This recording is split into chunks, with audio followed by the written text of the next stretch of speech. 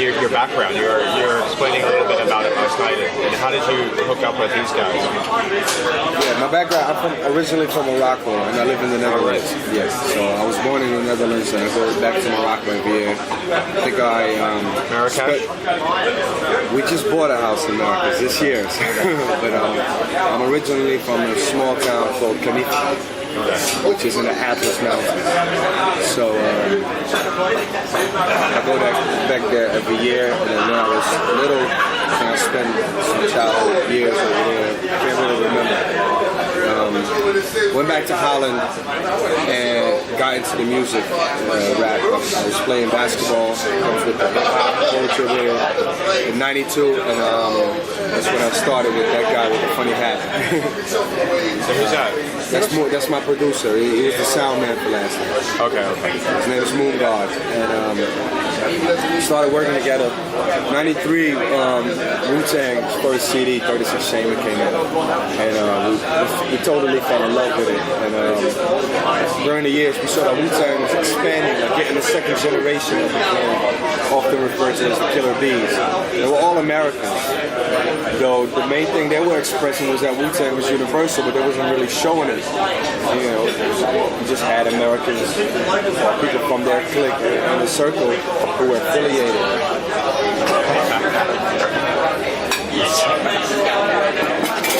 I didn't expect this now, but I don't know. I think so. Yes. I'm not sure. Talk to the guy. sorry.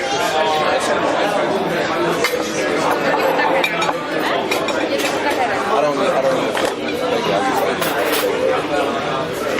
So our main goal was to really get into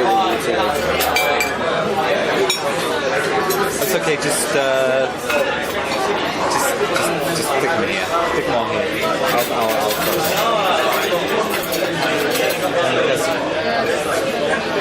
Oh, you need that.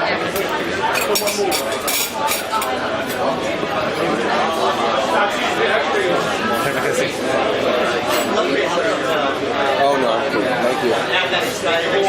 So yeah, our main goal in '95, when it started getting obvious that they were expanding, was to get with Wu Tang. So we started making music, and it's kind of like them, you know, the style and the sound. In 1997, Wu Tang Clan released their much anticipated album, Wu Tang Forever. And they had a world tour organized, so they came to Amsterdam. I saw that as my chance to show my skill and talent to RZA. So I went to the concert, and at the end he had a freestyle session for local acts to come on stage and do that. So you were practicing for days, huh? I was practicing for days, yeah, definitely. And on my way to the concert, I memorized it like extra good, like what I was going to say, because I had a feeling like this could be the night. And they had all the acts come on stage, and I didn't manage to get on stage. So I was just like putting my hand up, and Method Man saw me, and him and Old Dirty Bastard picked me up, got me on stage at the very end, and I did my thing. It impressed both of them so much that they turned to RZA, and RZA was, he's mostly the mystic guy in the back just watching, and called for me, and gave me props for what I did. He said, it was very good, this and that. And that was it. We lost. He actually said, stick with me on stage and we'll talk later.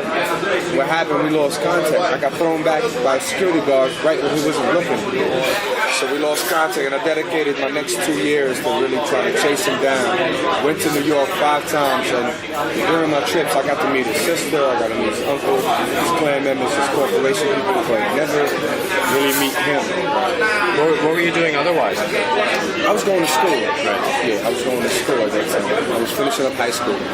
So in 1999, I went back to New York in February, and I met his sister again. She took me up to the office. I had my little demo with me. I played it, and then people from the office started coming in. So like, listening, like, oh, who's this? This is very cool, this and that. She saw the reaction and decided to call RZA, who was in Brooklyn at that time. I told him to come immediately. Well, immediately doesn't happen with RZA, so like 4 hours later, you know. So why is that, if I can interrupt? Why isn't a meeting happening with RZA? Immediately. He calls his own shots, huh? Oh, yeah, he's just a busy man.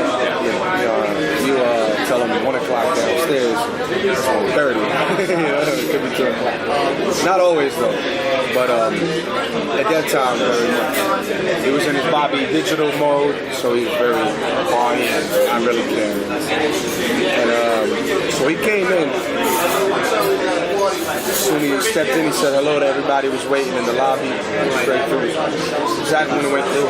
His sister played my tape, and he heard about half of it. Came back, told me to come into to his office, and then he told me about how he got all my letters and my demos because I thought I would, they never got to him. I gave it to his sister, his mother, everything, but obviously it got to him. And he said that he respected my determination and motivation a lot, and that I really had Wu Tang in the heart, and that he wanted me to join Killer B's generation as the first European and only European member.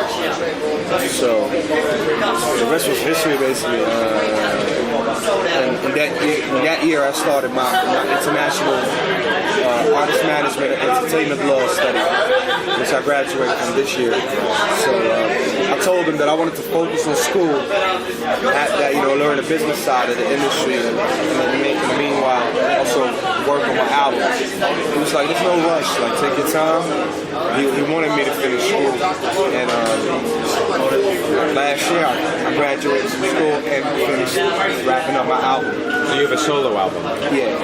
And that's out in Europe? No, it's not out yet. Okay. It's not out right now. Wrapped it up. We're working on the DVD section and the CD-ROM section. And how does that work? Is it like going to be officially Wu Tang backed and all that? It's RZA Productions INC. Right. And I have all the Wu Tang producers on it. True Master, Fourth Disciple. So produced all of the albums and all the members' albums. I got featurings from RZA and Master Killer from the Wu Tang Clan, Killer Army Sons of Man, second generation. I produced the new single for Ghostface Killer on Def Jam. So me and him gonna work together. We didn't get a chance to work on my album now. We're gonna work later. And we wanted to jump on my album. It was already too late.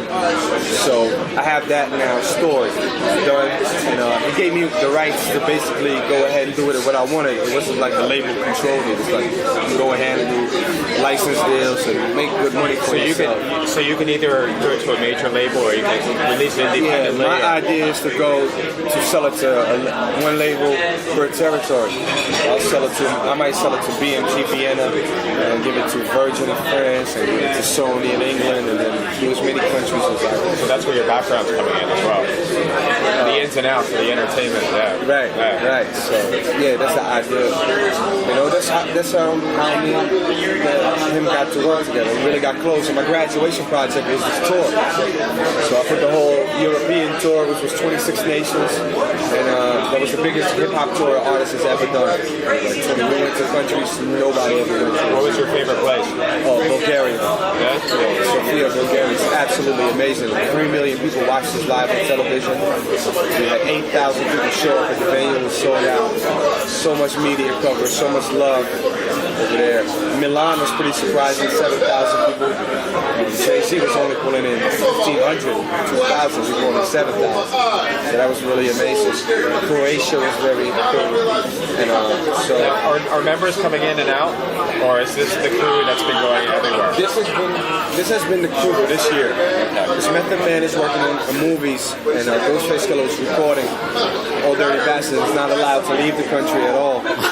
So, Jizza was touring, but he came right after us. Have you gotten any feedback on what people think about that? Like, have you gotten any criticism? People say, and the whole group's not together. But that's known. The whole group is known to be soloists as well. Everybody got their solo deals. Method Man has been a solo artist for a long time.